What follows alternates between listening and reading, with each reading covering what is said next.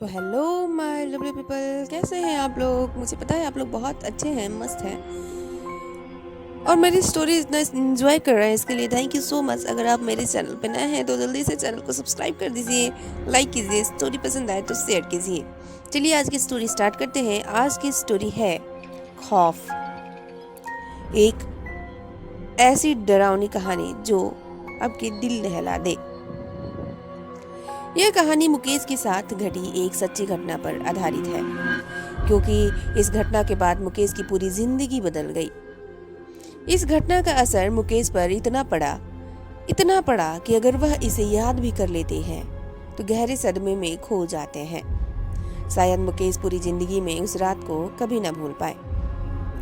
और अब आगे की कहानी हम मुकेश जी के ही शब्दों में जारी रखेंगे।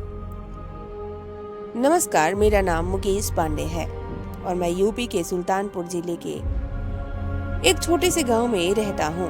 गांव में तो खैर हमारे परिवार के दादा दादी, चाचा चाची लोग ही रहते हैं। मैं, मेरे पिता, भाई, हम सब दिल्ली में ही रहते हैं। साल में 1 या 2 बार हम पूरे परिवार के साथ गांव जरूर आ जाते हैं।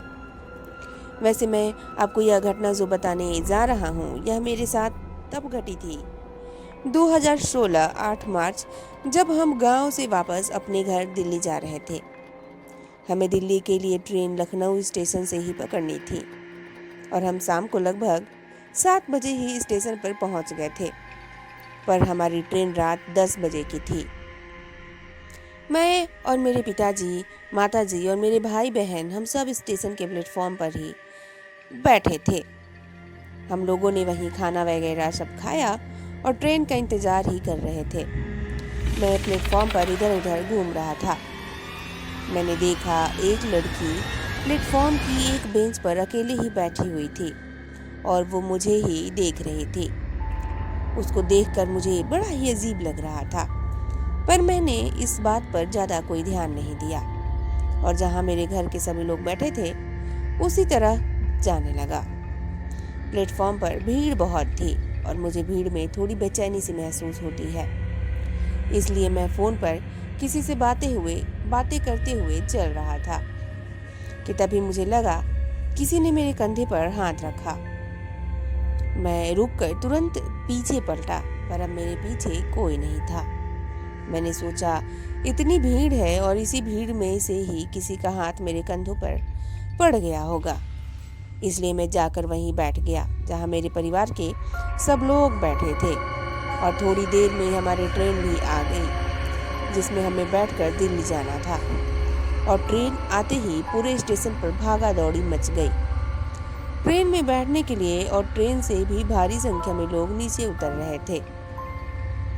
हम भी भागकर जनरल डब्बा ही ढूंढ रहे थे और जैसे तैसे मैं और मेरे परिवार के लोग उसमें घुस तो गए, पर हमने अंदर देखा तो बैठने का तो क्या, कहीं पर भी पैर रखने की भी जगह नहीं थी। इतनी बुरी हालत थी उस जनरल बोगी में और मुझे बहुत अजीब सा महसूस हो रहा था भीड़ की वजह से। लेकिन मेरे पिताजी ने कहा जब ट्रेन चलेगी तो रास्ते में थोड़ी दूर जाते ही सीट मिल जाएगी बैठने के लिए, और ऐसा ही हुआ। थोड़ी देर में 2 स्टेशन के बाद हमें सीट पर बैठ गए और लगभग 12 या 12:30 बजे करीबन ट्रेन में अच्छी शांति भी हो गई थी और मैं भी थोड़ी देर में जाकर ऊपर की सीट पर सो गया। लेकिन मेरी आंख 2 या 2:30 बजे खुली तो मैंने देखा पूरी बोगी में लगभग सभी लोग सो रहे थे। मैं ऊपर वाली सीट से नीचे उतर गया। मैंने देखा मेरे माता पिता और भाई बहन सभी लोग सो रहे थे। मैं बाथरूम करने के लिए वॉशरूम की तरफ गया।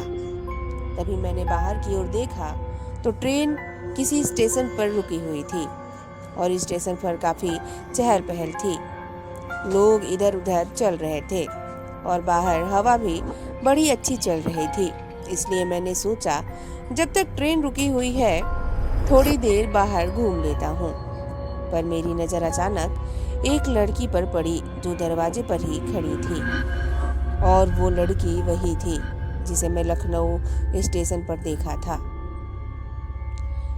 लेकिन मैं उसे इग्नोर करते हुए नीचे उतर गया।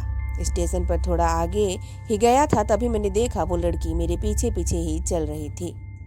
लेकिन मेरी हिम्मत नहीं हो पा रही थी कि मैं उसे टोकूं। लेकिन थोड़ी देर बाद वही मुझे आवाज़ देती हुई बोली, सुनो जरा रुको तो। मैं पीछे पलटते हुए बोला, जी। उस लड़की ने अपनी बात जारी रखते हुए कहा, आप भी इसी ट्रेन से जा रहे हैं क्या? वो मुझे ना इसी स्टेशन पर उतरना था और मुझे स्टेशन के बाहर अकेले जाने में डर सा लग रहा है, तो क्या आप मुझे बाहर तक छोड़ देंगे? उसकी बात सुनकर मैंने कहा, मुझे तो इसी ट्रेन से जाना है।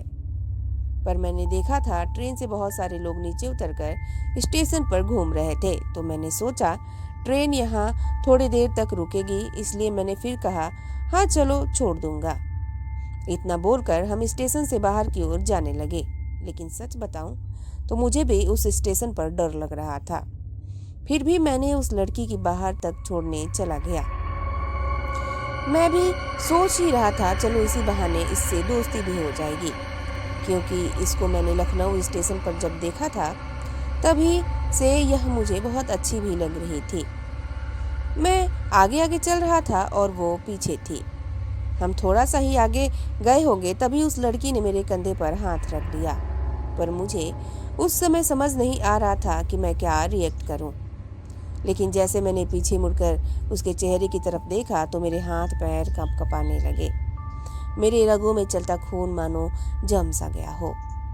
और फिर एकदम से मेरी चीख निकल गई, क्योंकि मैंने देखा उस लड़की का चेहरा बिल्कुल खून से लाल था।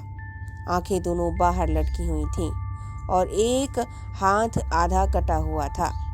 उसके पूरे शरीर से भी खून ही खून बह रहा था। लेकिन उसको देखने के बाद मेरी बस एक मेरा ही चेहरा चीख भी निकली पसीने थी से और तरबतर उसके हो बाद गया मेरा था। गला मुझे तुरंत लग ही रहा था बैठ गया, अब इसी पल मेरी जान क्योंकि उस निकल लड़की ने जाएगी। मेरे गले पर अपने मैं बहुत बुरी नुकीले तरह से तड़प नाखून रहा था और घुसा तड़पते दिए हुए थे। और मेरी मैंने देखा वो एक चीख स्टेशन और निकली। तभी मेरे पापा जहां ने अभी इतनी चहल पहल मुझे थी तुरंत पकड़ और लिया लोग इधर उधर और चल मुझको रहे थे, जगाया। अब तो वो मैंने सब जैसे देखा गायब से हो अभी गए तो हो। मैं उसी अब ट्रेन में स्टेशन ही था बिल्कुल और सुनसान ऊपर हो की गया सीट था। पर सोते हुए चारों तरफ एक सिर्फ और सिर्फ खतरनाक अंधेरा ही भयानक था। सपना देख रहा था। मैं अपने घुटनों के बल नीचे बैठ गया और मेरे वो पापा लड़की ने रुमाल से धीरे मेरा धीरे चेहरा मेरा गला साफ दबाने किया, लगी जो थी पसीने से और मेरी भीग चुका सांसें था। अब उखड़ने उस लगी हल्की थी। हल्की ठंड में भी मुझे पसीना आ रहा था।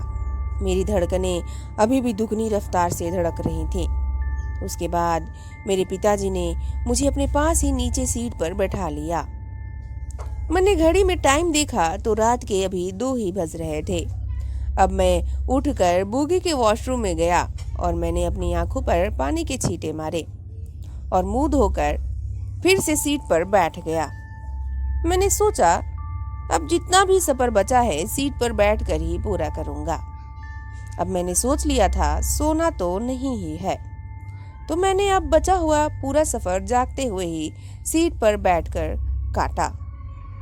अब नई दिल्ली स्टेशन पर ट्रेन रुकी तो हम सभी सामान उठाकर ट्रेन से नीचे उतर रहे थे।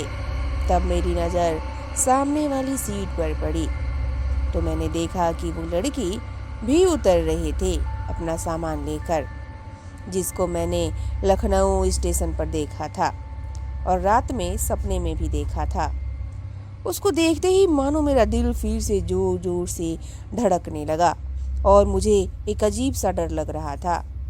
मैं भी अपने घर वालों के साथ चिपक कर चल रहा था।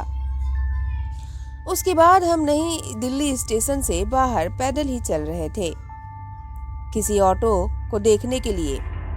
तभी मेरे होश फिर से उड़ गए, क्योंकि मैंने देखा अभी भी वो लड़की हमारे आगे आगे ही चल रही थी। इस बार मैंने अपने भाई से कहा, दिनेश इसे देख, यह लड़की लखनऊ स्टेशन पर भी बैठी थी और जिस ट्रेन में हम आए उसमें ही थी, शायद उसी बोगी में भी थी जिसमें हम थे। मेरी बात सुनकर मेरे भाई ने पहले तो मुझे अपनी अजीब सी निगाहों से देखा, फिर कहा, वहां कौन किसकी बात कर रहे हो? मैंने फिर अपने भाई से कहा, अरे जो सामने जा रही है ना।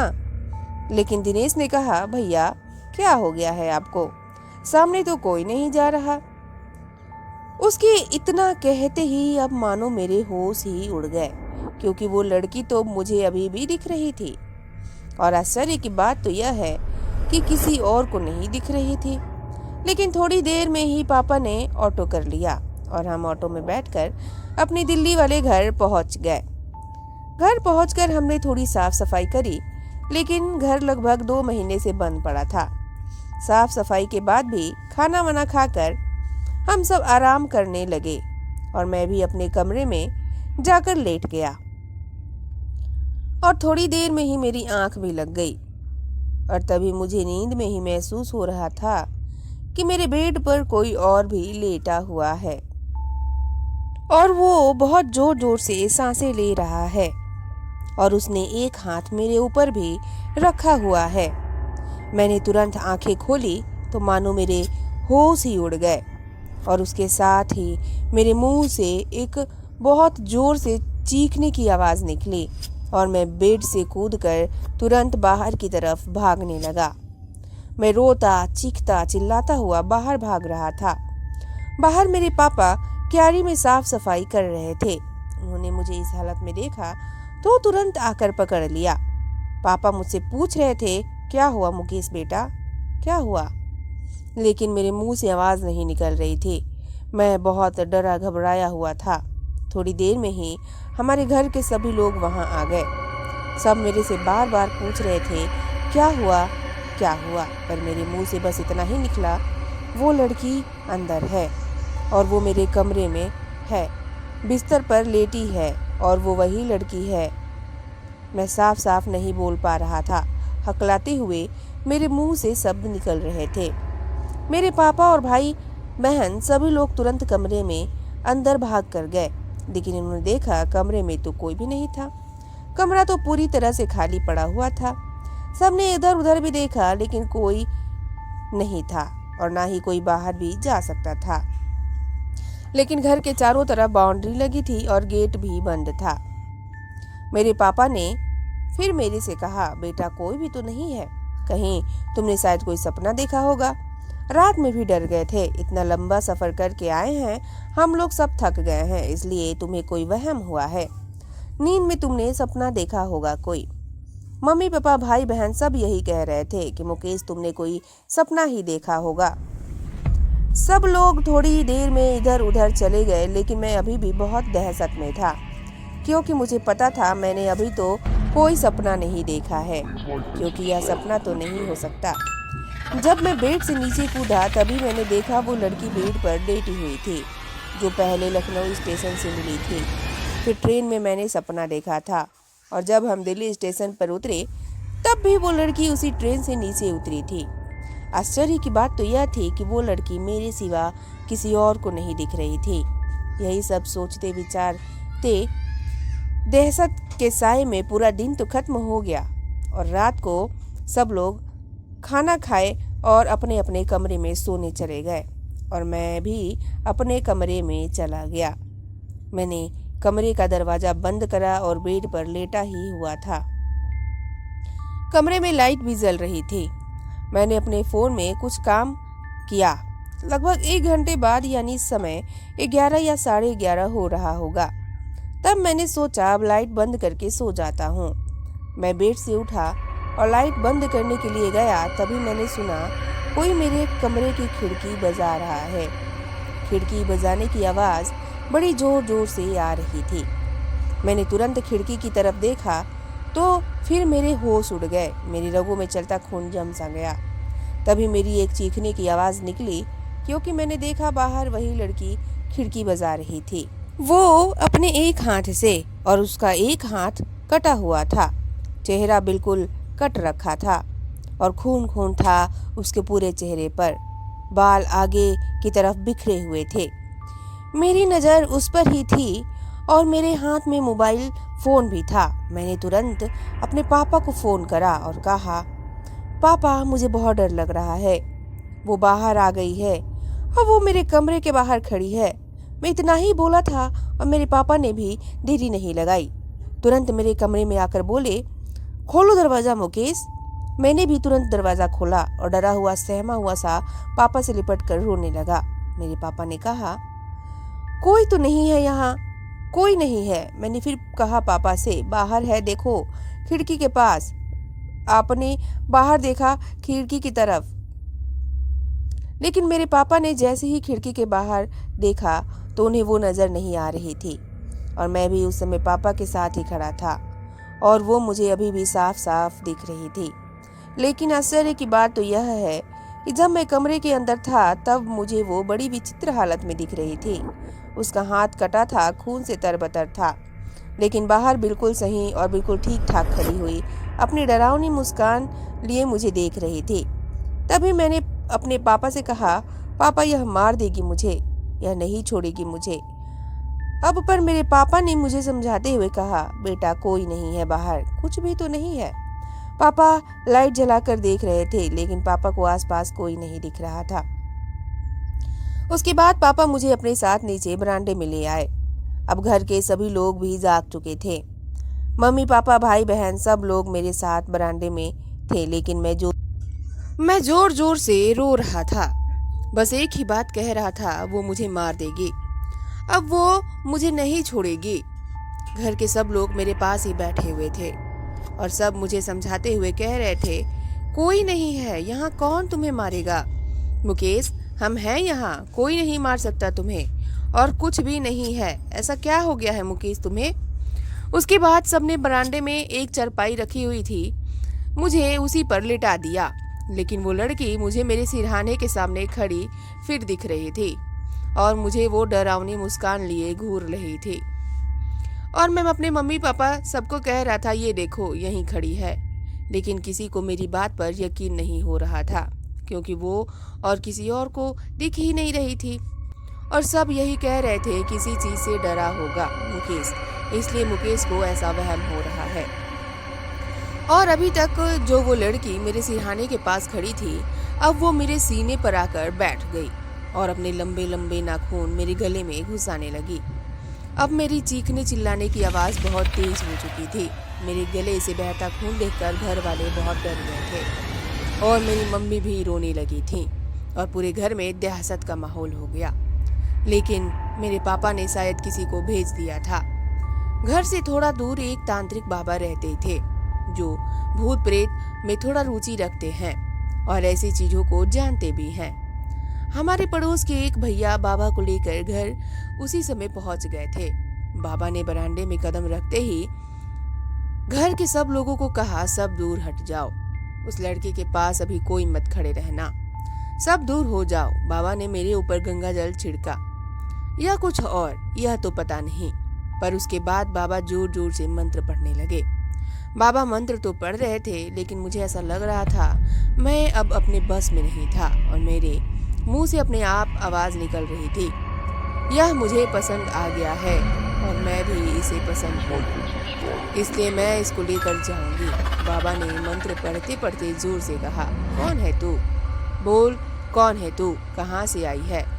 शायद वो मेरे अंदर प्रवेश कर चुकी थी, इसलिए मेरे मुंह से अपने आप आवाज निकल रही थी और जो मैं नहीं बोलना भी चाहता था वो वही कह रही थी। इसको मैंने देखा है और यह मुझे पसंद आ गया है और मैं भी इसको पसंद हूँ, इसलिए अब यह सिर्फ मेरा है और मैं इसको लेकर जाऊंगी। बाबा शायद समझ चुके थे कि यह क्या है और कौन है, इसलिए बाबा ने कहा, अच्छा डायन है तू, अभी बताते हैं, रुक। फिर बाबा ने मेरे पापा को कहा, यहाँ आग जलाने की व्यवस्था करो तुरंत, अभी। पापा ने लकड़ियां वगैरह लाकर तुरंत यहाँ आग जलाई। बरामदे में बाबा ने एक लोहे की सरिया को जलाकर बिल्कुल लाल कर दिया और कहा, तू अभी प्यार से छोड़कर चली जा, वरना तुझे इसी अग्नि में भस्म कर देंगे। लेकिन मेरे मुंह से बड़ी भयानक आवाज निकल रही थी। वो कह रही थी, चाहे कुछ भी हो जाए मैं इसको लिए बिना नहीं जाऊंगी यहाँ से, क्योंकि यह मुझे पसंद आ गया है और मैं भी इसको पसंद हूँ। उसकी बात सुनकर बाबा ने कहा, चल ठीक है। उसके बाद बाबा ने वो गर्म सरिया लाकर मेरे पैर के तलवों पर लगा दी। मुझे उस गर्म सरिया का असर कुछ भी नहीं हो रहा था। तभी मैंने देखा, उस समय सब लोगों ने देखा कि वो डायन वहीं पर सबके सामने आ गई और उसने गुस्से में कहा, ए तांत्रिक, छोड़ दे मुझे, वरना सबसे पहले तुझे ही मारूंगी। फिर इन सब को वरना हट जा मेरे रास्ते से, मुझे तुम सबसे कोई लेना देना नहीं है, मुझे तो बस यह लड़का चाहिए। फिर बाबा ने कहा, अभी मैं तुझे इसी में भस्म कर दूंगा, नहीं तो अभी भाग जा यहाँ से और कभी लौट कर मत आना। बाबा ने इतना कहा और मंत्र पढ़े और अग्नि में कुछ डालने लगे। तभी उसकी रोने और चीखने की आवाज बढ़ गई। उसको भगाते हुए सब लोग देख रहे थे। उसके बाद बाबा ने बताया कि वो एक डायन है, मीरा नाम की। बाबा ने फिर अपनी बात जारी रखते हुए कहा, पहले वो रेलवे स्टेशन पर चाय समोसे बेचा करती थी, पर एक दिन वो लड़का जिसको वो बहुत पसंद करती थी, उस लड़के ने मीरा को मार दिया। उसने उसके चेहरे पर ब्लेड से पूरी तरह से काट दिया और उसका एक हाथ काट कर उसके पूरे शरीर में चाकू से जख्म करके मार दिया और तड़पते हुए मीरा ने अपनी जान दे दी थी। बाबा उसे देखते ही उसकी सारी कहानी समझ गए थे, बस उसके मुंह से ही सुनना चाह रहे थे। बाबा ने फिर कहा, मुकेश ने इसको देखा होगा और इसे वो अच्छी लगी होगी और उसे भी मुकेश पसंद आ गया। अगर तुम थोड़ा और देर कर देते मुझे बुलाने में, तो शायद आज यह मुकेश की जान ले लेती और यह उसे अपने साथ ले जाती। उसके बाद बाबा ने मंत्र पढ़कर ताबीज बनाई और मेरे गले में डाल दी और एक धागा हाथ में बांध दिया।